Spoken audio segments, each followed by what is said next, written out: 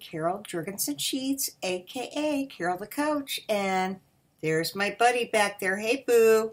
Say hi to everybody. Look at his ears. Is that funky? He thinks he's a bunny. Well, guys, I'm here to bring you a little levity because I know that what you're dealing with is really, really rough.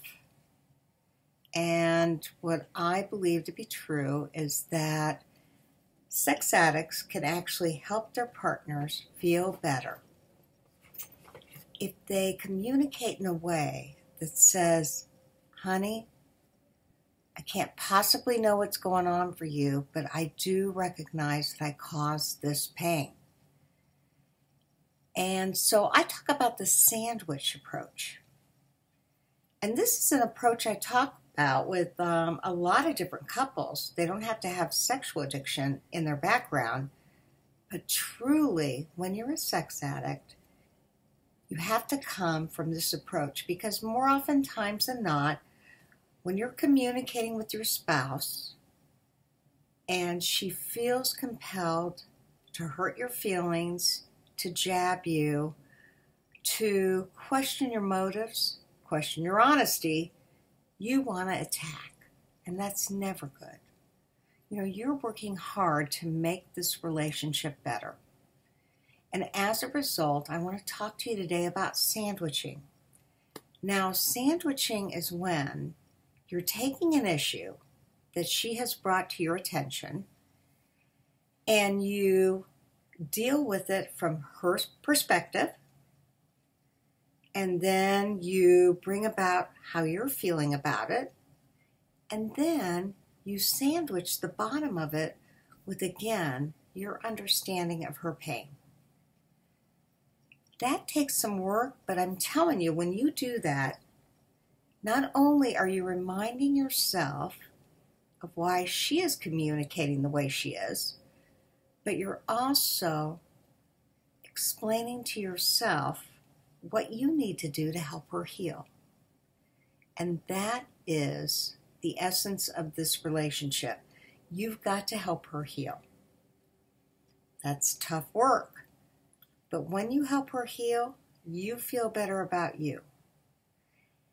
You feel better about her and you feel better about you. And even if she doesn't respond initially as if you've helped her, if you've done that appropriately, I guarantee you, somewhere deep inside of her, it'll be a little bit of antibiotic on that wound. It'll be a little bit of salve. I don't want you to get discouraged because I get she's been really traumatized, she's been really hurt, and she is going to fight your effort to make her feel safe because you have created so much unsafety, she doesn't want to believe that it's possible. Okay, so let's talk about the sandwich technique. Let's say that an addict says, I want to be absolutely transparent about our finances, and let's go over the budget. And she says, okay. And in the meantime, let's just say that he recognizes that their mower needs to be replaced. And he comes to her, and he's doing the mowing at her home, and he says, you know what? I need our mower to be replaced. What do you think if we go together and look for a mower? Now, perhaps she says, you know what? We've had this mower for 16 years, and you are not going to make your life more comfortable by buying a mower. Okay, what happens? Well, he says to her, top sandwich, I get that you think I'm being selfish and I'm making my life easier, and I didn't attend to our family or our family finances in the way that I should have for the last 10 years. But I really believe, I really believe, that we need a mower to make this situation better at home, to make it more comfortable, whether I'm doing the mowing, whether you're doing the mowing, or whether the kids are doing the mowing. Then he sandwiches it with, but I understand why you wouldn't trust my motives, and I am willing to wait as long as we need to wait for you to feel comfortable with the decision. Now, I guarantee you she's going to question that. And at the same time, probably she doesn't want her son to get on that mower, the old mower, and have to jimmy-jammy around the lawn if it's not working properly. Nor does she want to do it. She's just so mad that he wasn't the man that he should have been for the last 10 years. And so she puts up resistance. But with him using that sandwich technique, he's showing her that he gets the resistance. He doesn't blame her for the resistance. And he wants life to be easier for her, for the family, and ultimately for him too. Now, assertiveness does not mean you get what you want. So he's asserted himself, but he sandwiched it. He was clear and direct about what he thought the family needed. And ultimately, I got to tell you, she owns the power. She gets to decide that because their finances are depending on her to approve it. That's the power hierarchy that they have right now. Does that make sense? I know if you're a partner looking at this, you're thinking power hierarchy. I've been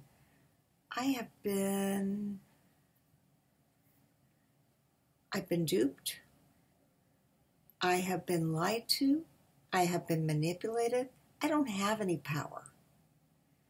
But when an addict wants to make it up to you, when an addict says, I'll do whatever it takes, when an addict does a disclosure, when an addict gets into marital therapy, when an addict is in good recovery, I promise you that you can begin to believe the intentions of the addict. Are there some that could manipulate you and do it in a narcissistic way? Probably. But the majority of guys won't do that. And so if you're an addict, I want you to have patience. And of course, you know you caused it, so you're gonna put up with this because it's the least you can do. You have caused her so much trauma. You're going to sit back and say, I will do what it takes to make her life right. Now, if you're a partner watching this, I'm going to ask you, is he showing good recovery? Is he attending meetings or participating in online stuff? Is he pursuing a mentor or a sponsor that can help him? Does he have a fellowship? You know, what's he doing? Is he reading? Is he praying? Is he journaling? Is he meditating? Is he agreeing to all the things that you want him to agree to? That would look like a GPS. That would look like looking at his phone. That would look like polygraph tests. Is he willing to do what it takes to build a relationship? So if he uses that sandwich approach, please know that he's trying to relate to you. And if you're a sex addict, I want you to use that sandwich approach because it's the right thing to do. It's the right way to make your relationship better. It improves communication, it improves trust, it improves empathy.